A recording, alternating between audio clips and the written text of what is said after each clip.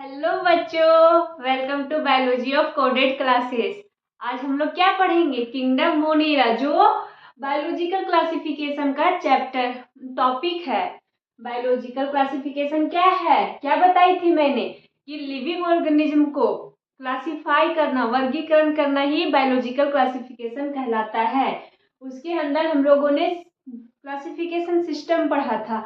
अब हम लोग देखेंगे किंगडम मोनेरा कि हम लोग स्पीसीज को, प्रजाति को किस कैटेगरी में रखे, किस ग्रुप में रखे। तो हम लोगों ने 5 किंगडम बनाया था। कितना? 5। पहला क्या था? मोनेरा, दूसरा प्रोटिस्टा, तीसरा फंगी, चौथा प्लांटिया और 5वां एनिमालिया। तो हम लोग एक एक करके सारे किंगडम पढ़ेंगे। अभी हम लोग स्टार्ट करते हैं किंगडम मोनेरा, जिसके अंदर हमें कितने टॉपिक पढ़ना है? उसका जनरल क्लासिफिकेशन, उस यानी कि उसका जनरल कैरेक्टर क्या है, मोड ऑफ न्यूट्रिशन क्या है, उसका रिप्रोडक्शन का मोड क्या है, वो किंगडम मोनेरा में जितने स्पीसीज हैं, जितने प्रजाति है, उनको कितने ग्रुप में बांटे, कितने कैटेगरी में उन्हें बांटेंगे, वो सब स्पीसीज के उनके स्ट्रक्चर के बेसिस पे, उनके फीचर के बेसिस पे कैसे हम लोग बांटेंगे, ये सब देखना है हमें। तो अब देखते हैं उनके जनरल कैरेक्टर। मोनेरा एक तरह का, मोनेरा में सबसे ज्यादा जो प्रजाति पाया जाता है उसे हम बोलते हैं बैक्टीरिया। बैक्टीरिया एक सोल मेंबर है मोनेरा का। और बैक्टीरिया वो इतने मैक्रो होते, इतने छोटे होते, इतने छोटे होते कि हम नंगी आंखों से नहीं देख सकते। उन्हें देखने के लिए हमें माइक्रोस्कोप की जरूरत पड़ती है, या तो टेलीस्कोप, या तो माइक्रोस्कोप, या तो इलेक्ट्रॉन माइक्रोस्कोप। किसी भी माइक्रोस्कोप के थ्रू हम बैक्टीरिया को देख पाते हैं। मोनेरा के जितने भी प्रजाति है उन्हें देख पाते हैं। तो bacteria are the sole member of the kingdom Monera. Bacteria क्या है? सोल मेंबर है। सबसे ज्यादा इंपॉर्टेंट मोनेरा में बैक्टीरिया आते हैं। ये सबसे अधिक इतने छोटे ऑर्गेनिज्म होते हैं कि हम इन आंखों से नहीं देख सकते। उनके स्ट्रक्चर इतने सिंपल होते, लेकिन इनका बिहेवियर बहुत अलग होता है। मैं आपसे क्वेश्चन करती हूँ कि बैक्टीरिया को हम कहाँ कहाँ देखेंगे, तो आपका क्या जवाब होगा? हर जगह। ये थोड़ी है हम ये पूछे मैम कि बैक्टीरिया को हम कहाँ नहीं देखेंगे, ये भी क्वेश्चन पॉसिबल नहीं है। हम लोग बैक्टीरिया हर जगह पाया जाता है। इस मुट्ठी भर, अगर एक मुट्ठी मिट्टी उठाए तो उसमें 100 ऑफ बैक्टीरिया मिलेंगे, 100 ऑफ मोनेरा की प्रजाति मिलेंगे, छोटे छोटे ऑर्गेनिज्म।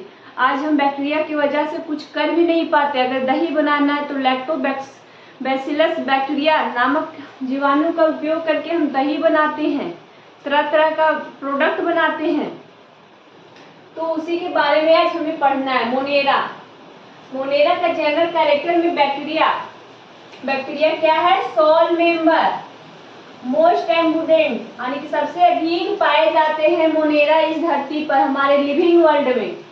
माइक्रो ऑर्गेनिज्म है वो, ऑलमोस्ट एवरीवेयर, वो हर जगह पाए जाते हैं। ऐसा कोई जगह नहीं है जहाँ नहीं पाए जाएंगे। ये सबसे डिफिकल्ट एक्सट्रीम पोजीशन में भी पाए जाते हैं, जहाँ पे नहीं होना चाहिए लिविंग थिंग्स, वहां भी प्रेजेंट होते हैं मोनेरा।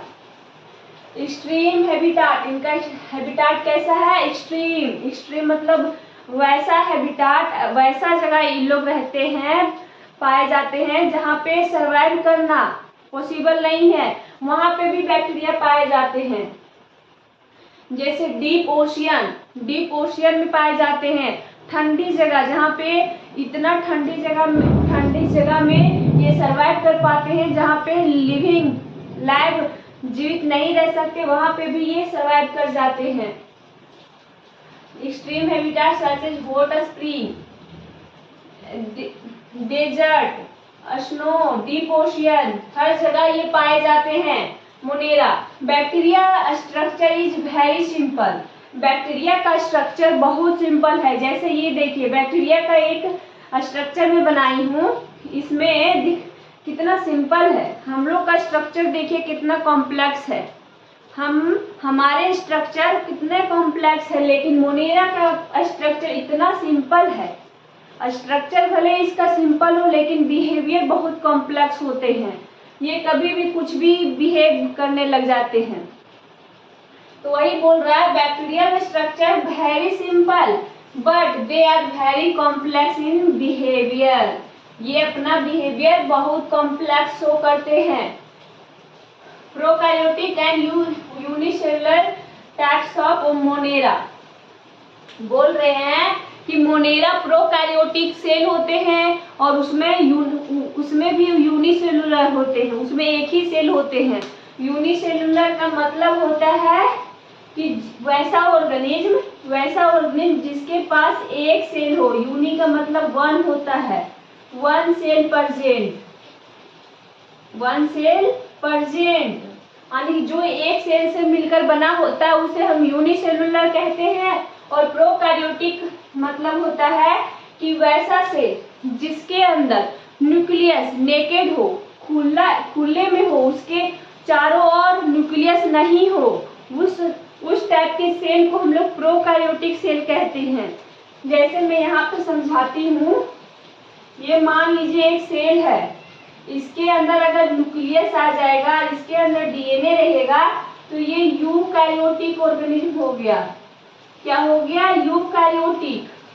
यूकैरियोटिक सेल हो गए।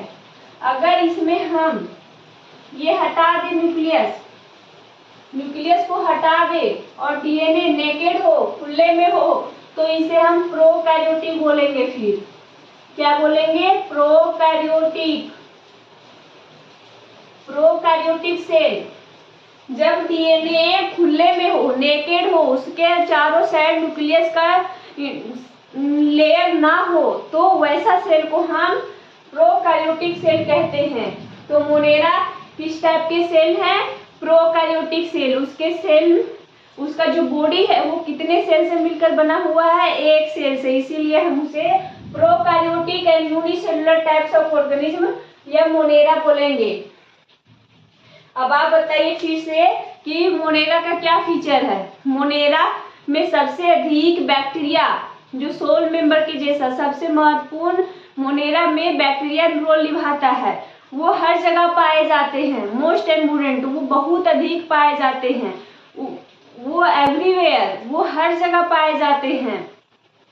हम इन नंगी आंखों से नहीं देख सकते, इतने मैक्रो ऑर्गेनिज्म होते, इतने छोटे होते हैं। मैक्रो मतलब छोटे होते हैं। बच्चों देखिए डायग्राम ऑफ प्रोकैरियोट सेल, यानी कि हम मोनेरा पढ़ रहे हैं। मोनेरा में हमने देखा जनरल कैरेक्टर। अब हम देखेंगे प्रोकैरियोटिक कैसे कहते हैं, मोनेरा को एक प्रोकैरियोटिक ऑर्गेनिज्म कैसे कहेंगे, वो हम डायग्राम के बेसिस पे समझेंगे। प्रोकैरियोटिक का मतलब होता है जिसमें न्यूक्लियस प्रेजेंट ना हो, न्यूक्लियस अब्सेंट हो, उसे हम प्रोकैरियोटिक बोलते हैं, प्रोकैरियोटिक ऑर्गेनिज्म। समझे? अब हम देखते हैं प्रोकैरियोटिक सेल किस टाइप के होते हैं, किस तरह होता है उनका डायग्राम। देखिए ये एक बैक्टीरिया का सेल मैंने लिया है, उसमें ये जो अंदर का लेयर है, अंदर वाला जो लेयर है, उसे हम बोलते हैं सेल मेम्ब्रेन। क्या बोलते हैं? सेल मेम्ब्रेन या फिर सेल या प्लाज्मा, या तो उसे सेल मेम्ब्रेन बोलिए या तो प्लाज्मा मेम्ब्रेन बोलिए। ठीक है। और ये जो प्लाज्मा मेम्ब्रेन के बाहर जो होता है उसको हम लोग बोलते हैं सेल वॉल। क्या बोलते हैं? Cell wall. जो प्लाज्मा मेम्ब्रेन के जो बाहर वाला जो लेयर होता है उसे बोलते हैं सेल वॉल। और जो उसके बाहर जो प्रेजेंट होते हैं उसको हम बोलते हैं कैप्सूल। कैप्सूल क्या से मिलकर बने होते हैं? ग्लाइकोकैलिक्स से। उनके ये जो है ये चिपचिपा सा एक लेयर होता है, बैक्टीरिया के बगल में एक चिपचिपा सा लेयर होता है, उसे हम कैप्सूल बोलते हैं। और जो प्लाज्मा मेम्ब्रेन में इनफोल्डिंग होते हैं उसे हम मेसोजोम कहते हैं। मेसोजोम किसे कहते हैं? प्लाज्मा मेम्ब्रेन की इनफोल्डिंग कहने का मतलब है अंदर की ओर जो फोल्ड होता है उसे हम मेसोजोम कहते हैं। मैंने यानी कि बैक्टीरिया जो है वो फोटोसिंथेसिस करते हैं और वो हेटेरोट्रॉपिक भी है, ऑटोट्रॉपिक भी है। ऑटोट्रॉपिक में भी फोटोसिंथेसिस करते तो इनके पास क्लोरोफिल नहीं होते, लेकिन ये फोटोसिंथेसिस करते हैं। कैसे? क्योंकि इसमें केमिकल प्रेजेंट होते हैं। इसमें मेसोजोम में कुछ केमिकल या पिगमेंट इस तरह कुछ कुछ प्रेजेंट होते हैं, जिसके हेल्प से ये खाना बनाते हैं, रिस्पिरेशन करते हैं। इनके पास स्पेशल कोई ऑर्गन नहीं होते। मेसोजोम के थ्रू ही ये लोग रिस्पिरेशन करते हैं और खाना खाते हैं। पिलाई ये जो पिलाई क्या है? पिलाई जो बाहर सबसे आउटर सरफेस में होता है, वो पिलाई जब वो बच्चे रिप्रोड्यूस करते हैं तब पिलाई एक बैक्टीरिया को दूसरे बैक्टीरिया से ट्रांसजक्शन डीएनए मटेरियल का ट्रांसफर करते हैं, उस टाइम हेल्प करते हैं। पिलाई हेल्प करते हैं सेक्सुअल रिप्रोडक्शन में।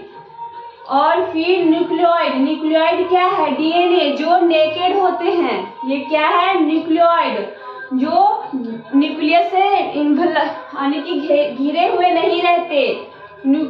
डीएनए जो है वो न्यूक्लियस से घिरे हुए नहीं रहते, उसे हम न्यूक्लियोइड कहते हैं। ये डीएनए है जो खाली साइटोप्लाज्म में पड़े हुए हैं।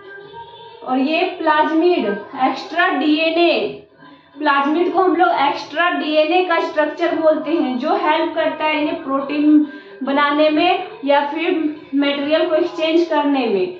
और राइबोसोम दो तरह के होते हैं, 70S और 80S। 70S प्रोकैरियोटिक में होते हैं राइबोसोम और 80S यूकैरियोटिक में। तो प्रोकैरियोटिक यानी कि मोनेरा में कौन प्रेजेंट होगा? 70S राइबोसोम, जो प्रोटीन सिंथेसिस करने में हेल्प करता है। साइटोप्लाज्म, ये प्लाज्मा मेम्ब्रेन हुआ, ये सेल वॉल हुआ, और ये जो खाली है पूरा उसे हम साइटोप्लाज्म कहते हैं। और ये जो फ्लैजिला है उसे हम फ्लैजिलम कहते हैं। फ्लैजिला बैक्टीरिया को मूवमेंट में हेल्प करता है, मूव करने में हेल्प करता है। आई होप आपको प्रोकैरियोटिक सेल का जो स्ट्रक्चर है वो समझ में आ गया हो। मैं आशा करती हूँ कि आपको ये समझ में आया होगा। अगर ये वीडियो आपके लिए हेल्पफुल रहा या फिर मददगार सिद्ध हुआ तो आप इन्हें लाइक करें, कमेंट करना जरूर ना भूलें। कमेंट कीजिए ताकि हमें पता चले कि आपको कौन सा टॉपिक नहीं समझ में आया, और अपने दोस्तों को भी भेजिए ताकि उनका भी हेल्प हो सके।